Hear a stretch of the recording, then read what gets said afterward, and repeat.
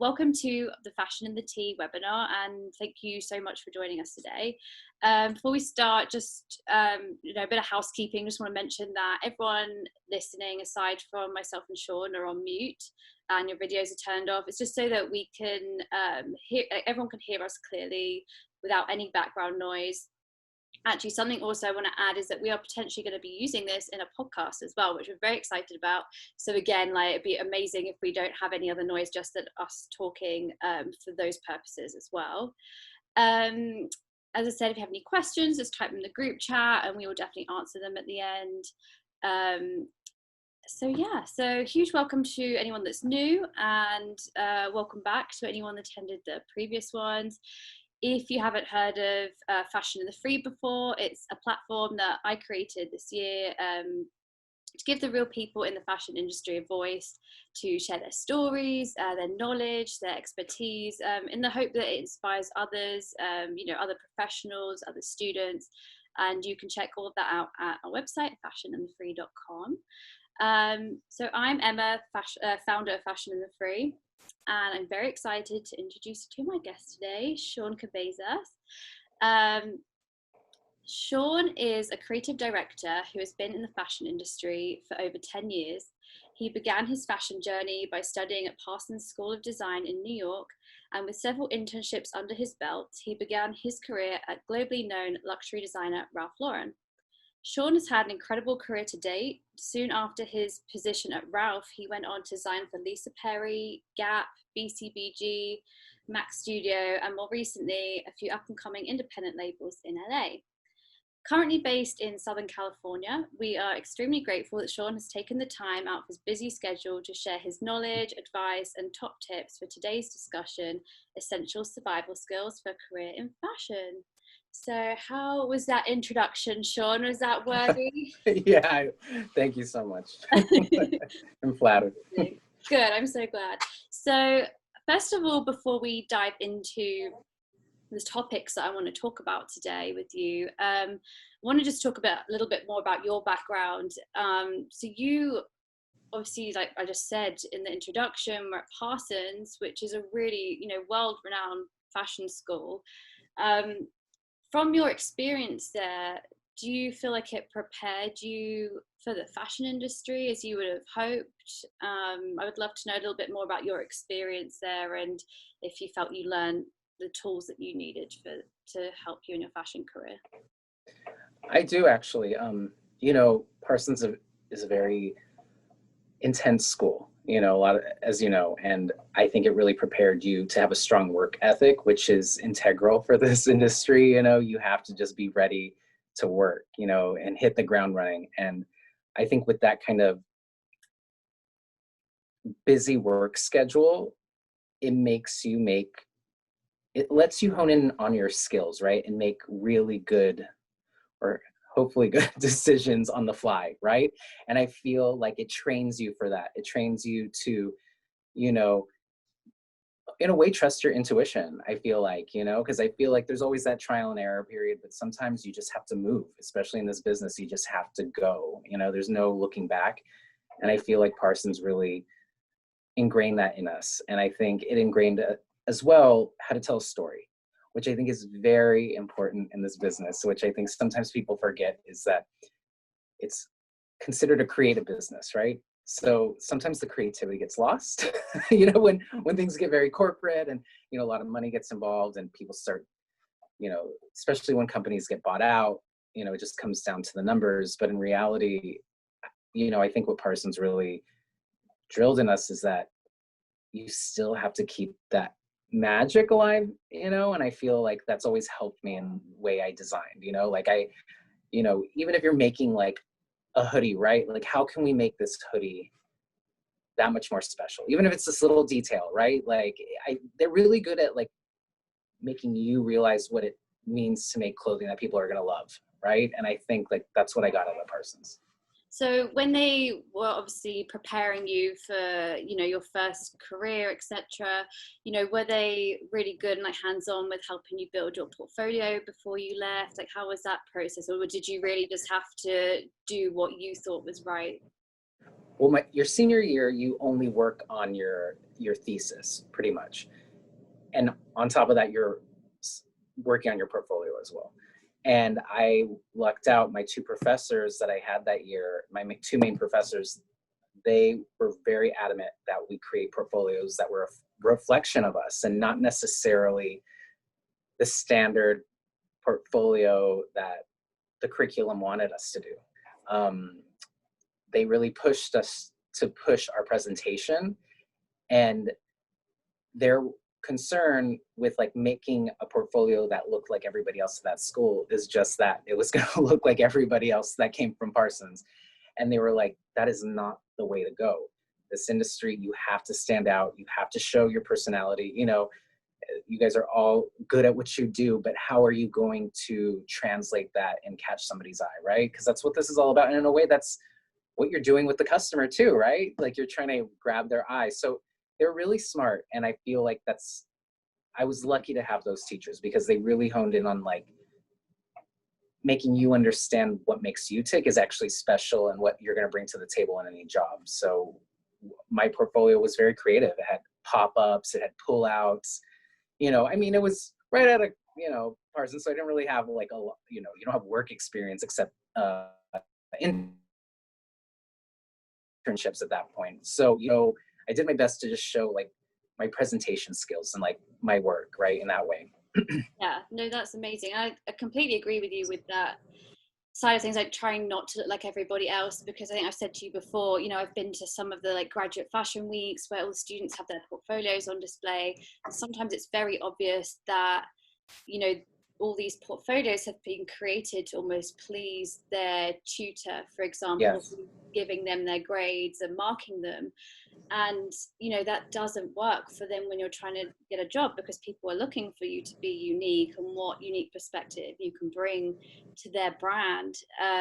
So I do think there is this hard line, like when you're studying, of trying to get your grades and please your professor potentially who has a very distinct like style and taste, you know, just to get your grades to graduate. 100%. Yeah. Like, yeah, versus, you know, trying to gear yourself up for the real world, essentially. Right, exactly. And I felt like the way that they pushed us, at least my two professors at the end of the year, it helped me get a job. You know, that's what they ended up, they loved my portfolio and I owe it to them, you know, for that. And you know, it's just a chain reaction after that. But I had I interviewed somewhere, and the guy looking at my portfolio that was interviewing me, he's like, this doesn't look like a Parsons portfolio. This is like he said, a European portfolio. And which was a compliment. Obviously, I'm not like humble brag, but you know what I mean? Yeah, That's did you say but why? I don't even really take much credit for that. I felt like it was my professors that pushed us to do that type of thing, Yeah, right? To experiment. And he loved it and I got work out of it. So that's amazing. I wonder what it was about your portfolio that felt more European to them. That's kind of a cool comment to get, that, you know, obviously you stood out against maybe other people that you were competing with in that sense. right. I think it was really high. I had a lot of conceptual ideas, and within those concepts, each collection of my book reflected that somehow in terms of the interactiveness of it. Yeah, for sure. So when obviously, you know, you graduate and then you're ready there with a portfolio, you're going to interviews, I presume, you know, when you're first starting out. So when you go to these interviews, I know just from my experience as a designer as well, they often ask you, you know, sometimes it's, you know, several interviews, and then you also get asked to do projects and everything. And I know we're going to laugh about this because we've got our experiences of fashion projects for interviews. And I recently did an article for this on the website, and we did a survey, you know, trying to find out from fashion professionals what their experience of this is. And, you know, a lot of them, it was actually pretty shocking, because we had people saying that some would take them weeks, sometimes they were asked for multiple projects, sometimes their work was stolen. So I mean, it's crazy. And I would love to know a bit more about, you know, how you've experienced this side of the industry, you know, right from when you first started out, and whether it got any better or any easier, as you know, to now, like 10 years later. I would love to know a bit more about your experience. Yeah, I think I think with experience, you see the red flags maybe about, what's legitimate and what is not and what's asked of you, I think in the beginning you're a little naive and you obviously want to get the job and you want to impress them. And, you know, I think when you're right out of school and you're going into like maybe an aesthetic that isn't in your book per se, right? Like when I was interviewing for Ralph Lauren, I hadn't really not anything in my book that reflected Ralph Lauren, but they liked my creativity, right? So they thought I'd be good for a certain brand, but they're like, can you do a small project? And it was actually very loose. They didn't really give me specific guidelines. And I did it, I got the job. And I felt like looking back, that was a reasonable request. They were just trying to see how I would adapt myself and not giving me too many restrictions or giving me too many details. They weren't after my ideas. They were just trying to see how I would adapt to their aesthetic. And so in hindsight, that makes sense. But as I've gone on in this business, I've been asked for some pretty ridiculous things and I've had my work stolen. And it was like, I'll never forget one time, it was like literally a nightmare. It's felt like a movie. I did this big project, didn't even really hear from them after. They finally just said, oh, we've moved on or whatever, something else. A year later, I'm on vacation with my family in Hawaii and we're shopping around in downtown Honolulu and they had the store there and I walk in and a print that I did, a very specific idea that I did for that project was plastered all over their walls, their bags, everything. My heart sank because it was so specific and I know it was not anything that they've ever done before. And that's the reason why I did that in my project, was because it was something new and fresh. I was younger then, I didn't know what to do, it was just that was heartbreaking, that felt really like violating, you made me, you didn't pay me for that, and I worked so hard and, that was awful, and I think that happens to a lot of people, unfortunately, in this business. I mean, I have hope because of the way that the internet is working now and how everybody can communicate. And like even us having this conversation, I feel like these are hard conversations. But people say that, but is it really hard or is it just progress? Like to me, it's like we're living in a time where fashion was already having trouble, right? Like even before COVID. So many brands are not able to adapt to this new way of the way that customers want clothing, right? And I think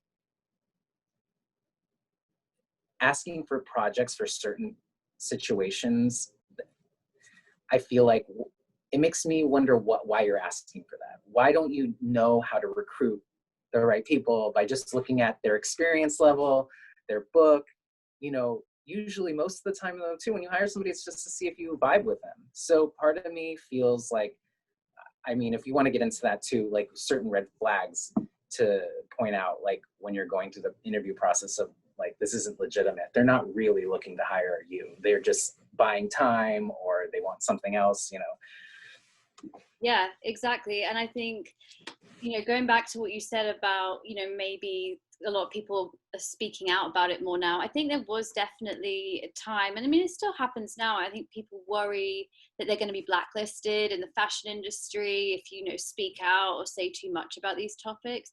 But I just think it's happened to so many of us. And I think it just takes a handful of people to be brave enough to speak out about it, for then almost to be a domino effect and everyone else jump on board and be like, hey, well, actually this happened to me and actually it wasn't right, but I've been too afraid to say anything about it. So I mean, right. And to jump off that, to me, like in 2020, I feel like, this is actually what like human resource department needs to step in my opinion, and be like, actually, this is not a good idea. We can get in major trouble asking people to do free work. Like this, we live in a new world, right? And I feel like that's part of business. You have to evolve. You have to evolve the way you hire people, how you treat people. People sometimes forget that that's integral to business as well. You're dealing with a whole new generation of people. And if you don't know how to manage those people, how to understand their sensibilities, where they're coming from, I don't like, that's a good leader to me. That's somebody that evolves, you know, and understands what to ask and what not to ask. You know, you're kind of setting the tone, you know, with how you present your company and how you present what that work environment is like, right?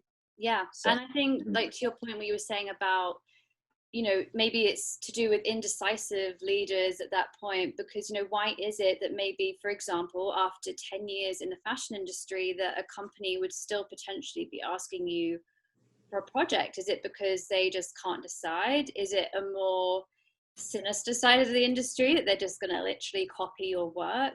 I mean, mhm. what's the longest time period that's really taken you to do a project so far? I'd say 3 days. Yeah. Anything after that, I just I knew the request was unreasonable. You know, something last summer I was asked, which was never a part. They explained the whole interview process to me, and then they sprung up on me. Can you do a project? And I said, okay. Oh, the HR or the recruiter said, okay, I'll give it to you tomorrow.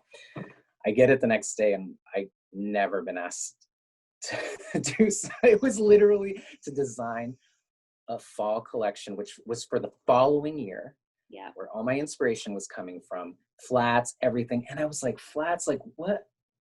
I had to take a minute because I'm like, what are you really asking me here? Because you're asking me to basically do work that I get paid for, right? And I felt like, and I'm not speaking out of ego, I don't at this point. It was just it, the the scope of this project was really bizarre. You know, it was really like something didn't sit right.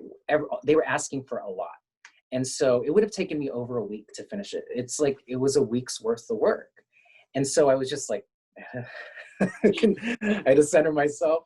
I'm like, okay, what is this? And I'm like, something's not right. Trust your intuition, right? And I trusted my intuition, and I respectfully declined. I just said, you know, I've only had phone interviews with you, and um, at this point, without meeting you in person, it's hard for me to do this level of work Yeah. without even knowing who I'd be working with. You know, like that's a lot to ask. A week's worth of work for free. I didn't have time for that. I was doing freelance stuff. You know, it just didn't make sense. So they said, "Oh, that was some nonsense." Anyways, come to find out, I brought this up to two people that worked for companies that did private label for this company, and they were like, you dodged a bullet. They literally do private label for that company, and that company steals their work as well. So not even it was just like you saw the red flag. They're like, you dodged a bullet.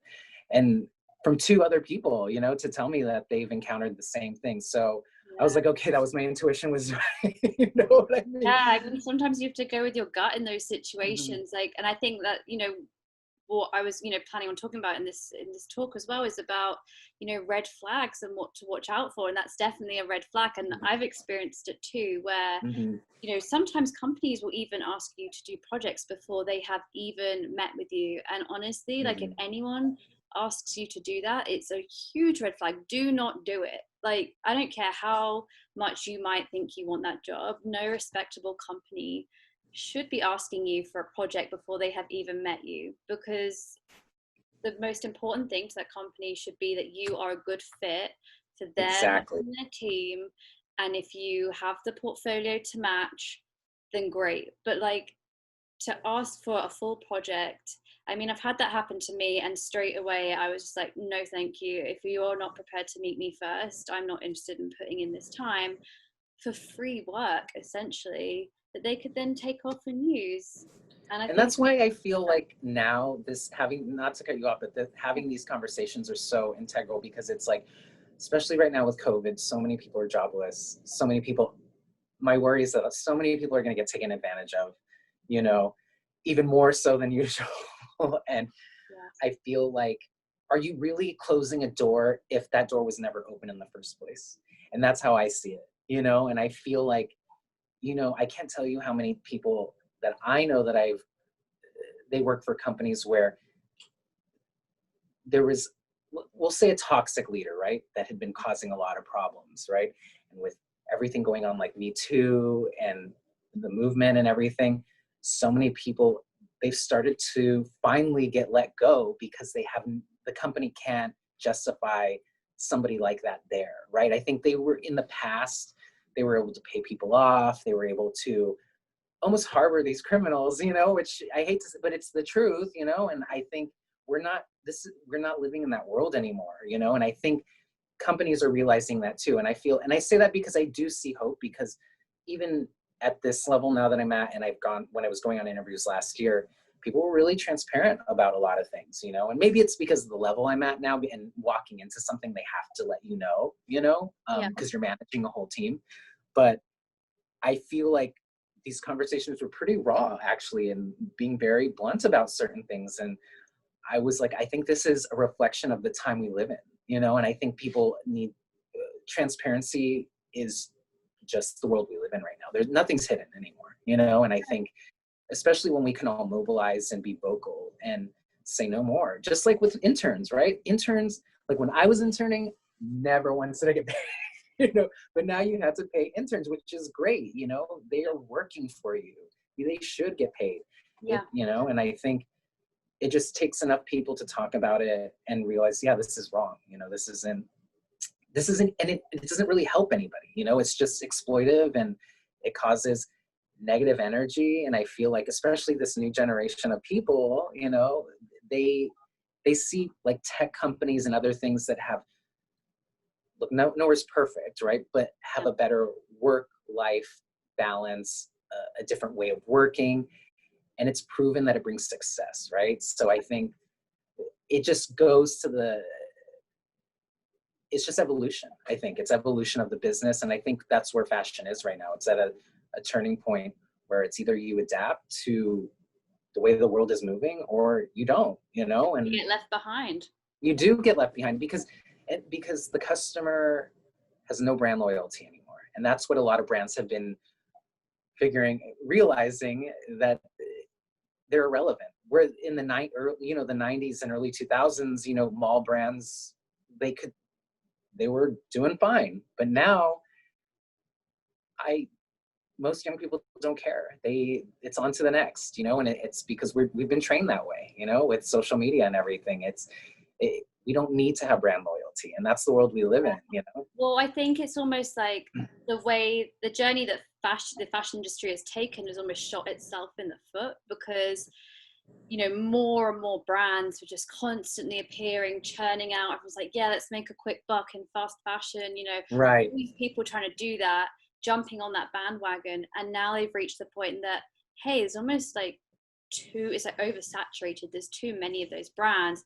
So then you are going to get people not being loyal to a brand, and they're like, oh, like, what's our next move? And I do think that the next move that a lot of people are responding to, like you said, is transparency. I think it's actually giving a damn about your customer, but also your people that are working for you. Right. And showing that, being transparent about it, like who is actually working for your company, what's their story, like, and then that gives that a much more human, like personal approach.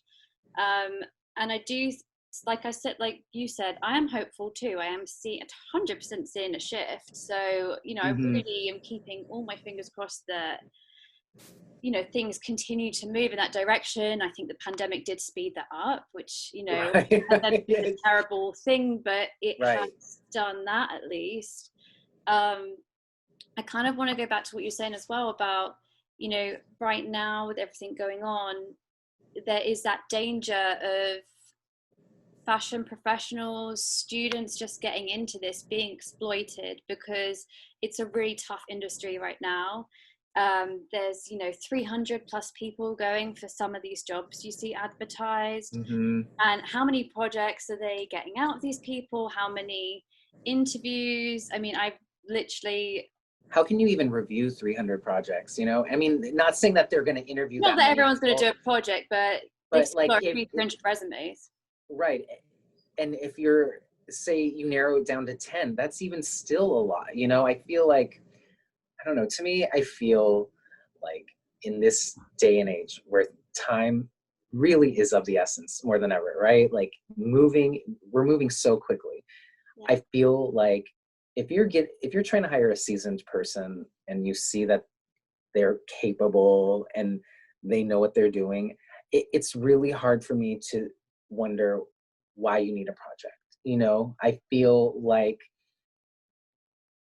in in certain unless you've only been at one company for that whole time, right? Or no company at all, like you're just fresh out of grad school, Well, if that's then that, yes, I feel like I can see somebody asking you to do like how you would adapt yourself to the aesthetic, right? Like I can see a small little project, but something more than like a few figures, I feel like you don't even need to see flats. You see that in their portfolio. Why do you need technical drawings? That's always killed me with that that request. You Well, know what I mean? that to me is like a given, like, It's nonsense, right? it's just that's part of the job. You have to be able to do the technical drawings. And yes, okay, some people better at it than others, but to me, like asking for all of that in a project just blows my mind. I'm like, what are you trying to get out of this? Really, you should be trying to look at someone's style and like you said, their creativity. And But there's a learning curve in every job too, yeah, and I feel like every brand that I've been to, there's still like even with so much experience, you still have to learn who the customer is. And so there was a place that I was at for a couple years, right? And even then, like they actually didn't make me do a project, which I was really shocked about. But I got the job and I was there for years, and it was a great experience. I worked with great people, but even that place, that was at the beginning. We did so much private label. There was so many changes throughout those few years. Constantly evolving who this customer was, how she wants to present herself. It these retailers too, they're still trying to figure out how this woman wants to dress, right? Like every even like retailer the is like major that. Yeah. Sorry, I didn't mean to interrupt you. Every retailer. no, I just you cut out actually for a second, so I didn't even Oh hear no. that. I'm sorry. Yeah. What did you say? I'm sorry. No, I was just saying like every retailer is like that. I've worked for the likes of like Urban Outfitters, and I'm not afraid to say Hmm. who they are, but they change Right.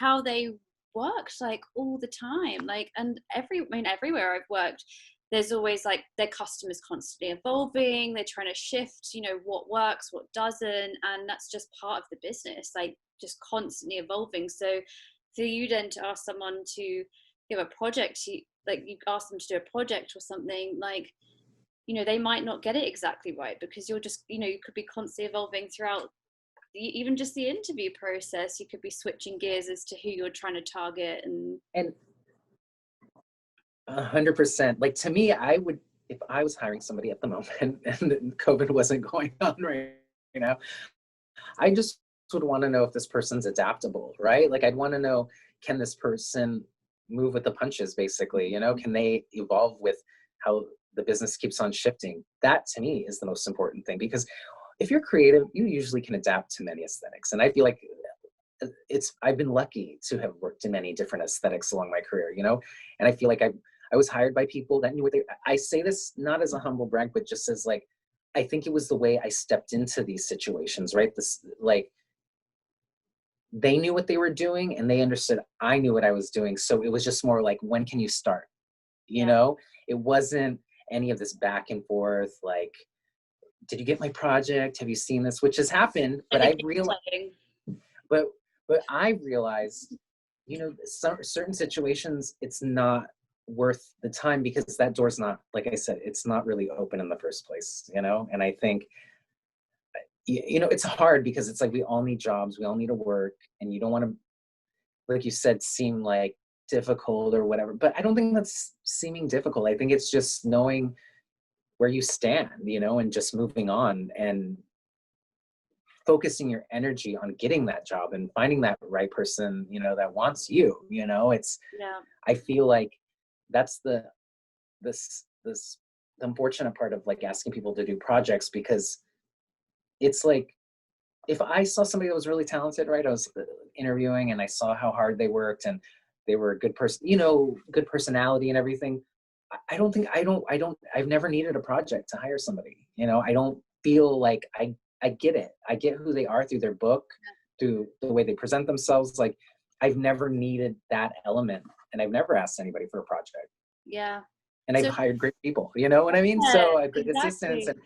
and they've worked really hard, and I never had to play it that way. It's just not something I need as, you know, the last couple of years being a leader myself in roles, you know, I never needed that to make a deciding factor. So that's why, like, look, I know everybody's different. I know every company has its own culture and ways of doing things, but I think these things need to be reevaluated because it's not necessarily of the times, you know, you know, and that it's a reflection too of like, how are you running this place? You know, it's like, do you want to stay relevant or not? You know, and I think sometimes it's ego, and I think that's the biggest part about what we're dancing around is that there's so many people with out of control egos in this industry and not reasonable and not adaptable themselves, right? And I think that's the part where nobody really wants to talk about it, but that's the truth, you know? And I think that's the part that holds a whole company back. I've seen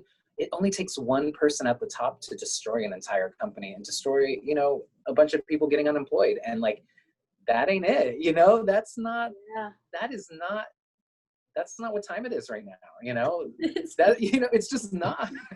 It's wild to me though, that people still think that that's how you run a company, or at least a fashion company. That's all I, you know, that's all I've worked in, you know, and I'm sure it's in many industries, but you know, when you're driven by ego, you're only fulfilling yourself. You're not thinking bigger picture, right? And it makes me wonder, do you even know, are you even understanding with that mind frame, does that even allow you to understand what your customer wants?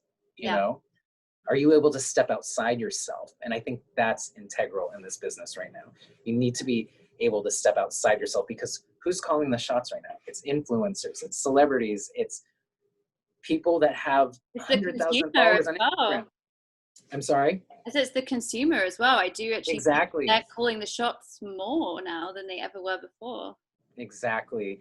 Exactly. So we're in a different world, and you know, I think it's humbling, and I think it's humbling for a lot of people, you know, and I think that's the exciting part, because once that happens, it kind of sets you free, you know, and I feel like there's something new and better can come along, you know. Well, and I think that, you know, there are going to be some leaders that aren't going to change, but I think if they're not prepared to shift Right. the way that they work, then they need to be at least put something in place that is fair for people coming to interview with them. Like, if you do really want Right. that person that's coming in to interview with you to do a huge project that is like a collection, that's flats, there's God knows what else, everything but the kitchen sink, you know, Right. at least like pay them for it, arrange some kind of contract that says like, we will not use, you know, reproduce your work without your consent, all that kind of thing. I think it's gotten to that point now that there's too many people being exploited, especially, you know, you think about, I know we said for graduates, you know, it's not the worst thing in the world if they're asked for a project, but even them, you know, say that them and like 10 other people are all asked to do a project, and then all their work is used and stolen. That's still time when they could be applying for other jobs and doing other things, Yes. trying to Yes. build their career. So there Right. should at least be something put in place that, you know, helps to not exploit these people who are a little bit naive going into this. And I was the same, you know, you graduate and like, I just need a job, and you don't know what your rights are, or like what is right and wrong, and how you could be Mm-hmm. exploited, and all the red flags. You know, I think we've been in the industry for 10 years. We've seen like what the red flags are half the time. I mean, for me, it's like, you know, you get asked to do projects before you even meet anyone. You know, Mm-hmm. the other day I even had an interview somewhere, and they were like, basically, oh yeah, it's going to be 5 interviews and a project, and we're going to offer you a significant decrease in your current wage. Like, okay, like, not really an inviting offer, is it? So I Right. don't really go forward with that one. But you know, things like that, Mm-hmm. um, you know, that's a huge red flag. You know, Yeah. you've just got to know. This is like something I wanted to talk about in this as well, is just really knowing your worth. And like, you know, Yeah. I know it's desperate times. I know lots of people are unemployed, and you know, you just need money, and I get it completely, but just don't lose sight of like your worth, how talented you are, and that, Exactly. you Exactly. know, these people, like, if they're going to offer you like such a huge, you know, salary decrease, or they're just expecting you to do like 10 interviews and got countless projects, I just stop and think for a minute, like, do I really want to work for a company that's making me do all of this? At risk to me, like for them to exploit me, for my time, like all these things. In a way, it's a lack of respect, and I think that's, again, it's this whole like, you got to work to show me how much you want to be here kind Yeah, of work, honey. right, right. But it's like, that's not even, to me, that's so archaic way of thinking. It's been proven that managing and that kind of managerial style doesn't really get you that far. And to me, it's like, these are times where most companies need to turn the boat around. And if you're already starting that, acting like this is still 2000, something, like an early, it's not, to me, that's a red flag. To me, that goes to show they don't know what they're doing, right? They don't know what they want. They don't know who they are as a brand. And usually you're walking into a sinking ship, most of the time. To me, that's what that means. Or it means that there's somebody toxic at the top, and I think that's, you have to, even though that's not you still have to worry about stepping into that kind of situation, because it's like, that's going to affect you. It's not healthy to be in places like that. And I know we've all been in those kind of situations in this business, where it's out of control, right? And Yeah. I think moving forward in this business, the last couple I've been on quite a few interviews last year, and I knew right away, like, this is not where I want to be, because I can already tell the questions that they're asking me, what they're saying, like, when this has happened to me so many times last year. How do you work with people that could be difficult? Oh my God. I got that so many times, like What? more than, like, I so many times. And I was like, why are you even asking me that? Like, Why? What's their name? right, who is this person? And I was just like, I'm very, you give the diplomatic answer, whatever. But it's just bizarre to be asked that in an interview. You almost feel like, why isn't a company try to sell themselves on you too, to you, like, I feel like, I think when things in this industry finally shift into that partnership and that kind of like team mentality is when things will get better. And I feel like a lot of people that run some of these companies and manage, their managerial style is very one-sided, right? It's their show kind of deal. But it's like, it's nobody's show. It's the customer. We have to do, we're putting on a show for the customer, not for that person's ego, right? And I think that's where the shift, I think, is coming. And I've seen it, and I feel like it's just inevitable. Like, even us having this conversation, it's like, because I think we know that that's where it's headed, like, this is it. It just has to, or you won't survive. I don't think. It depends on what your goal is, right? If you're a company that wants to be around for a while, you really want to succeed, you have to have a great work environment, or it's just not going to happen anymore like that.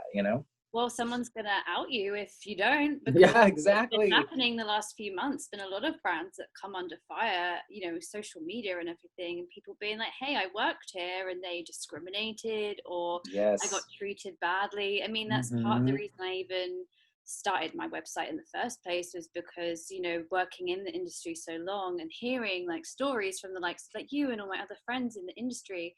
And I was like, the good, the bad, and the ugly, everyone's got an incredible story to tell of their experience in this industry. And I was like, I want there to be a platform that people can read about it. I've had friends that have had to leave because it's caused them anxiety, but then I've had friends that have left because, like, do you know what, I'm going to do it my way, and they start their own business. So Right.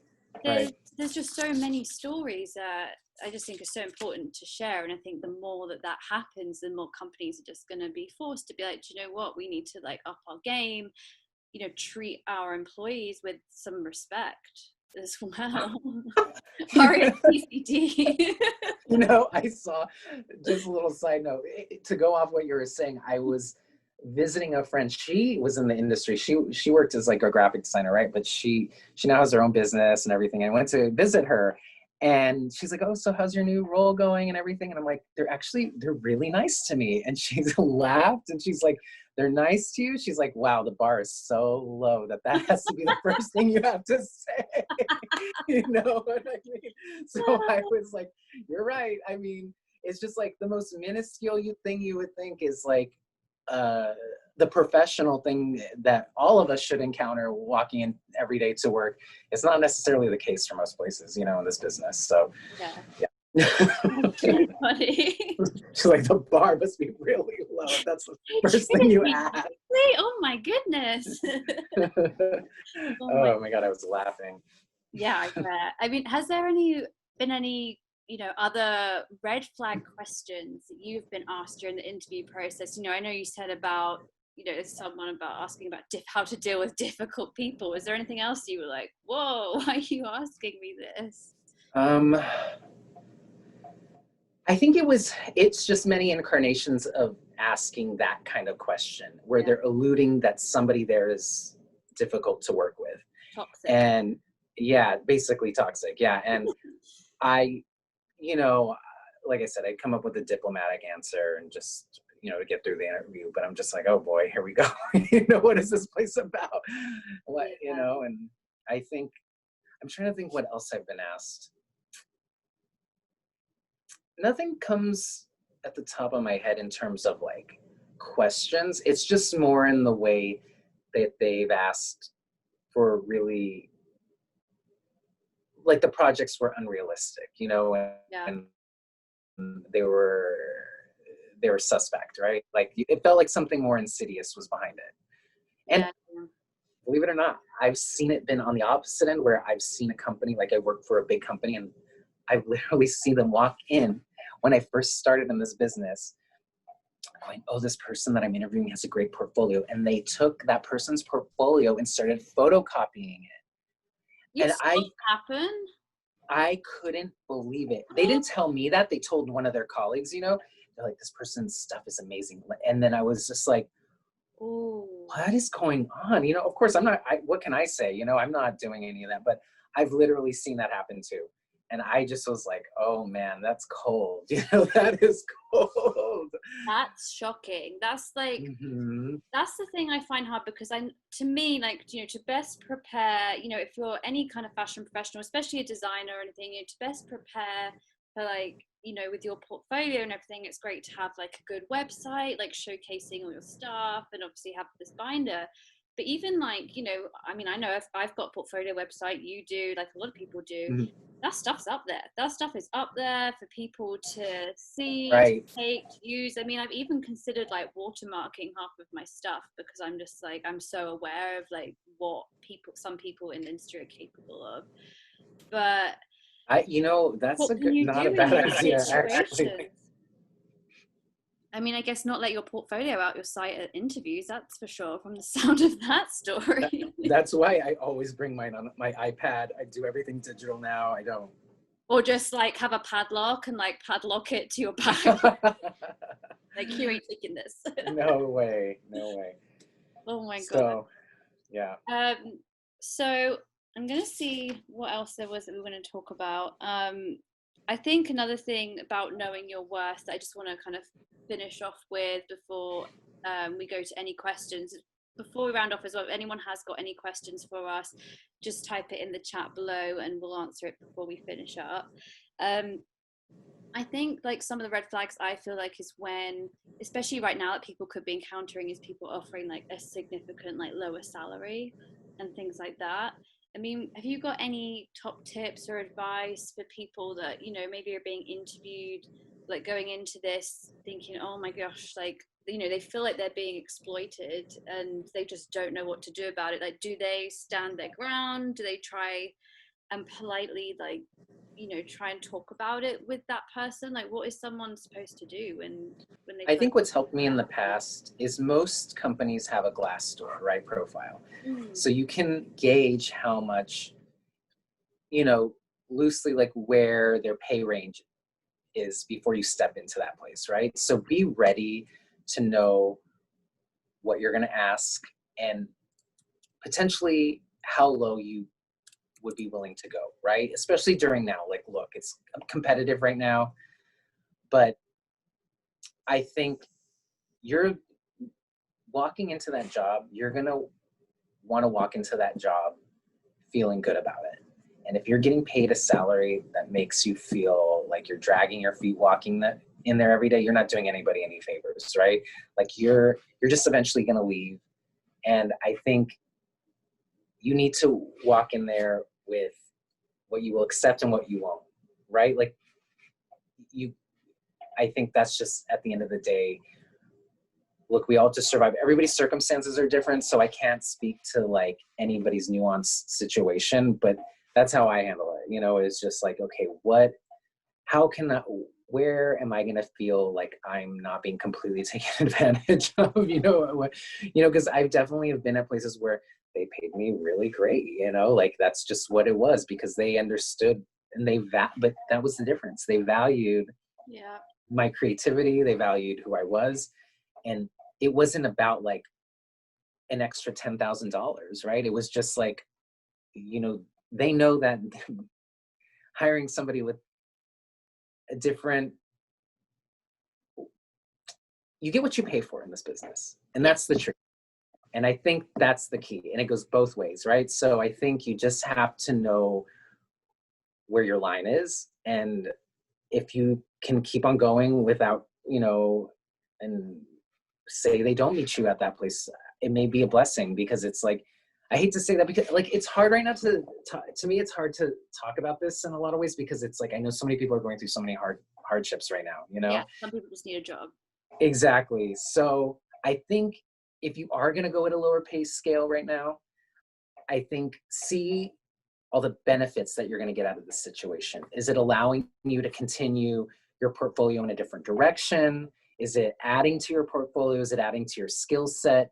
Find other things that may help you justify walking in the door that way, right? And so when people have lowballed me about certain things, I'm like, okay, I can meet you there, but I need to be able to have vacation time that's paid because that's important to me. And as a creative person, I mean, I love to go I don't want to say as a creative person, everybody loves to travel, No, but I know what you mean.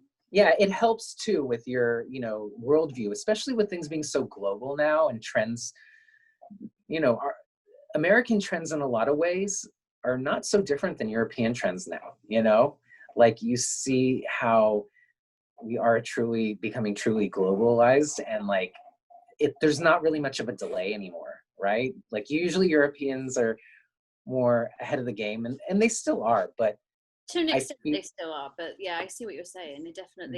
It's becoming like even playing field now. Right, exactly.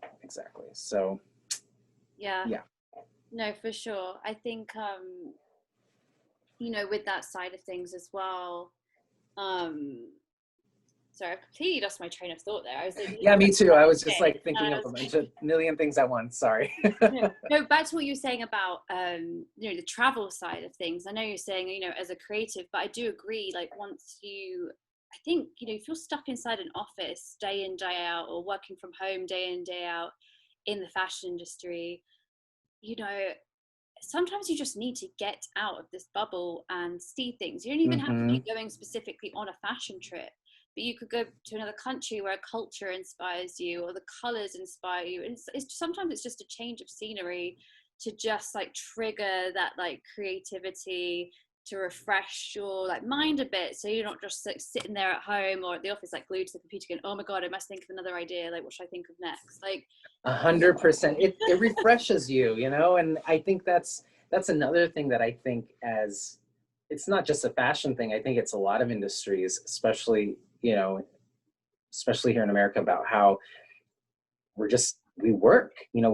work. And at one point, do we create a better balance, and like create a healthier way of working and create something more sustainable, right? Something more sustainable in terms of like not burning out our employees and, letting them rest, let them recharge, let them regroup and come back to the table with something, even greater than they did, because that's just a no-brainer, Yeah, you know? I mean, you know how I feel, and Mhm. I won't go off on a tangent because I could talk Right. about this subject all day long, but coming Yeah, me too. from the UK, Hmm. the vacation days are just completely different to Right. here. And, I would very much look forward to booking. I mean, obviously not now with COVID, but like previously when I lived in the UK, I would very much look forward to like booking like a good like 2 week solid break to like, I don't know, Bali or Sri Lanka or somewhere like that. Was so culturally different, and I just came back so refreshed, and I'd have new ideas and I'd be like really ready to go. But I think the trouble is in the US it's like very much like live to work, not work to live. Hmm. And Right. it's like as a creative it's kind of suppressing at times. It's It like is, and I agree, and I feel like it shows in the American fashion industry, especially with our version of a fast fashion. Like, I feel like where you do get burned out, and it's not healthy, it's not positive, it's not, and it doesn't bring you monetary success either, does it? You know what I mean? So I feel like, if you I think there's the right and wrong way to do things at this point, and that's just literally, that's just the truth. That's just really, like, yeah. it's been proven. Like, you give people time off, you treat them with a little respect, you say thank you. Oh my God, they'll work 100 times harder for you, and you'll keep that business going, and you'll get great people wanting to come and join you. Like, I'm not trying to sound like all kumbaya, because nothing ever is, but to me, it's just, it can be that easy. You know what I mean? But I think a lot of people are so used to hiring leaders that are very archaic in the way they think, right? And to me, that ain't it. That is not it. That is not cool. That is not relevant. That is irrelevant. We are in an industry where you have to be relevant. So you need relevant people with the right mindset, the right attitude, the right positivity. Like, that's who I would hire. I want to kill it. If I'm going to walk into this job, that's just how I am. I want to kill it. I want to do a great job. I want to do the best we can. And you're not going to do that with Jobs and somebody. making people like happy at the same time. Great job that is felt by yourself and everyone that works under you, for sure. Exactly. And most companies that have ever had breakthroughs and longevity, they nurture that, they do. And I think, good luck to you if you feel like it works the other way around. It's, you know what I mean? Yeah, see where you are in a few years' time. Right, exactly. That's just not the way it works, especially now, I think. And that's the key, is that we have so much information at our fingertips now. It's like, even just us having this conversation, it's like, I wish this was around when I was going through it, when I first got out of school. And, you kind of, you don't know, you kind of just learn as you go, and I feel like the honest conversations really help evolve business, and it evolves, like, other people doing the right thing, right? And making the right decisions. Yeah, and I do actually really strongly believe that fashion schools have a role to play in that too. Mm-hmm. Mm-hmm. I think I mean I don't know about Parsons, but my experience of uni is like, yeah, you learn a bunch of things you need for the industry, but no one really truly prepares you. I really felt I got that preparation from internships, but even then, like, no one ever teaches you like what to expect, what's the right way to be treated. And I honestly think in this day and age, like, that needs to be part of the syllabus. They need to, I don't know if Parsons did that with you, but No, there was I no definitely ethics didn't get that class. No, experience. there was no ethics class. But I feel like that is, so Parsons does teach you to be a leader, I think. They really do teach you how to be a good leader and understand the creative side of this business and how to hone in and make things that are sellable, right? Like, being able to, I think that's every creative's dilemma always, right? Is just like using that creativity and funneling it into a bit, some kind of work that makes you money. And I think Parsons is really good at doing that. But I think, I don't know what the curriculum is like there now. And I'm sure it's not just Parsons, it's all fashion schools. There should be an ethics class. There should be a way of how you manage a group of people, you know, and how you get the best out of them. Like that would be empowering. You know, that is a great skill set that is so valuable. And that's only something you learn like going through it. Like for me, I've seen how so many people have gone through so many pitfalls and like have destroyed their own business because of their attitude, you know? And it's like, you know, now I've never been that person, but I'll never be that person, you know? Like that is not the way to do things. That's not how you succeed. Maybe in the future we should approach some universities and offer that. We'll offer Next the course. class, To be yeah. Emma and Sean's ethics. I'd be down. I'd be down. I'm very passionate about it actually though, because Yeah. I feel like it's just so illogical at this point to play those games. You know what I'm saying? It's just where so much is on the line already.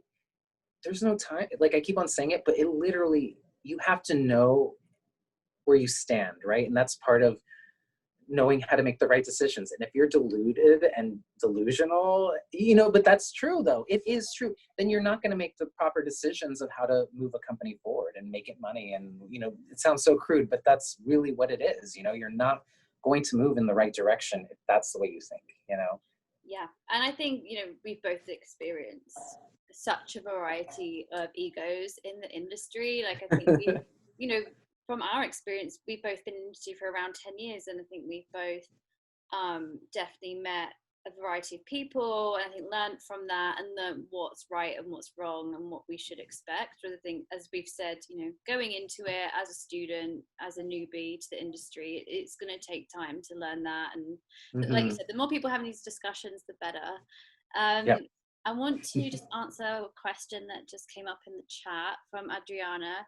She said, "Hi, Sean and Emma. When a company asks you to do a project for an interview process, do you feel put off by that, or is it something expected in every interview?"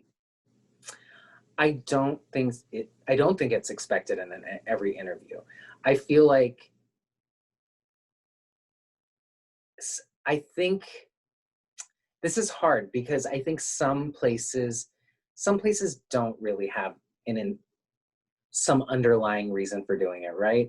I think it's just they've always done it, so they're going to continue to do it. And I think there's a lot of that too. So I don't want to like completely say every time somebody asks for a project, it's because they're trying to steal your work or take advantage of you. Because sometimes it's just ingrained in their culture there, right? Yeah, it's what they've been doing for years, and they just haven't. No one thought to change it up. But I think it's what they're asking you, and that's up to you to think like, are they asking me for technical drawings? Are they asking me for things that it would take somebody a long time to do, so they can just send out your work and make it easy on them, you know, to get free? You know, you have to know like the level of what they're asking, I think, and see if it sits well with you, if you're willing to do that. I feel like I think every scenario is different. And I think what helps too, just sorry to cut you off, but no. Do your research on the company. Look on Glassdoor, see what people write. If it sounds not a good situation, then maybe your intuitions are correct, you know, and maybe you shouldn't waste your time, you know? Yeah. And you can make a better decision off of that, you know? Ask around. I've asked around. Yeah. People love to talk, you know, so, you know, I can't begin to tell you how many people, like, I would ask about a certain company, they're like, oh boy, let me tell you, you know. Someone's got a story for you. Right, exactly. So I feel, do your research. That is my biggest thing. Do your research before. And I think it's at what level you're at too. You know, how many years have you been in the business? You know, like, is your portfolio show your range, you know? Like, does it show everything? Have you covered your bases, right? To me, it's like, I at this point, like, I've tried to make my portfolio show that I can draw, I can do flats, I can conceptualize. You know, I've shown every step of my process on my website to try to eliminate that asking any more of me, right? And sure enough, even this job that I have now, they didn't ask me for a project. They were just like, when can you start? So it was, you know.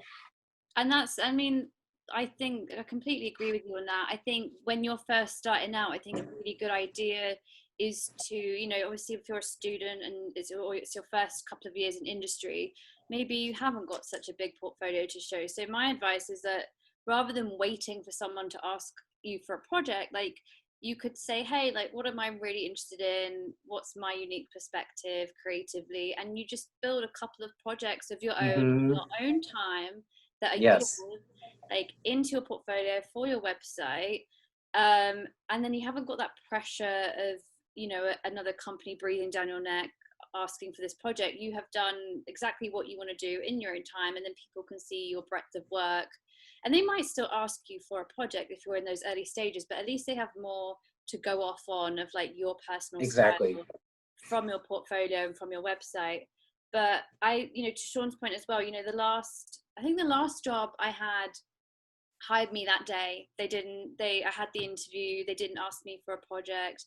They hired me that day because they saw my resume, they liked what they saw of all the companies I'd worked at previously, they loved my portfolio, and that was it. That's all they needed to know. They knew that I'd had experience in the product area they wanted me to design for, and that's great. And then, you know, some companies just ask for a couple of mood boards. They're very like straightforward, like, we just want a couple mood boards for you to, you know, what's trending for next year. I'm like, that's fine, like that's right. I was asked that in a few hours. Right. And I felt that was reasonable because I was consulting for another place a while back ago, and that's all they asked me. They're just like, because they had a certain brand that needed a little extra help, right? So they're like, what direction would you take this in, right? And they're like, you don't need to do a bunch of things, just a few mood boards, just show us like the vibe you want to take it. And I did, and I got the job, but it was reasonable what they asked me, and I could see why they would ask me that, because I was going to lead that division, right? So yeah, exactly. but they didn't ask me for flats, they didn't ask me for figures, you know, they didn't ask me for any of those kind of things, you know.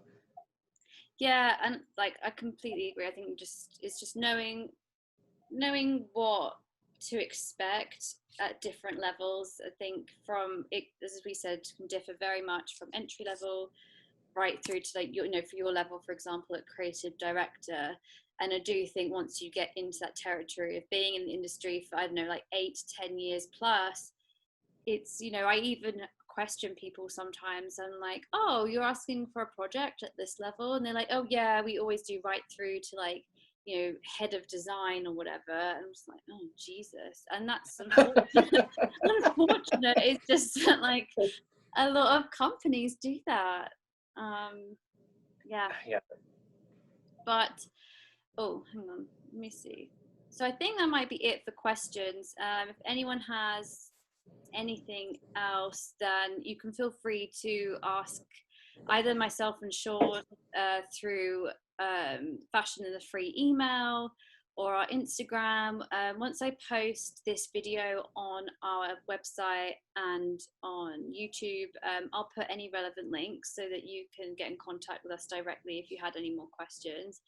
But yeah, I hope everyone has enjoyed this past hour of fashion chatter and gossip, and I hope it's proved useful to a lot of you that, you know, going through either entering the fashion industry or, you know, midway through your career and just need that bit of advice and reassurance. We don't obviously want everyone to think that it's all doom and gloom, and, you know, as we've said, we are super hopeful that things are definitely changing for the better. We just need to keep having these conversations. Yes. Yeah, so thank you everyone for joining us. I really appreciate it. I know it was the presidential debate even this evening, so anyone that was American and tuned in, thank you very much. I really do appreciate it. Now go and watch it afterwards, please, and Yes. Biden.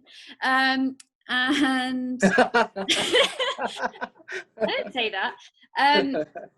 And then anyone that wants to read a little bit more about Sean, we actually did an article with him right at the beginning of when Fashion in the Free launched. And again, I'll put the link to that with this video recording when it goes online. So if anyone wants to read a little bit more about Sean and his experience when he was at Parsons, that's what the article we did with him was about.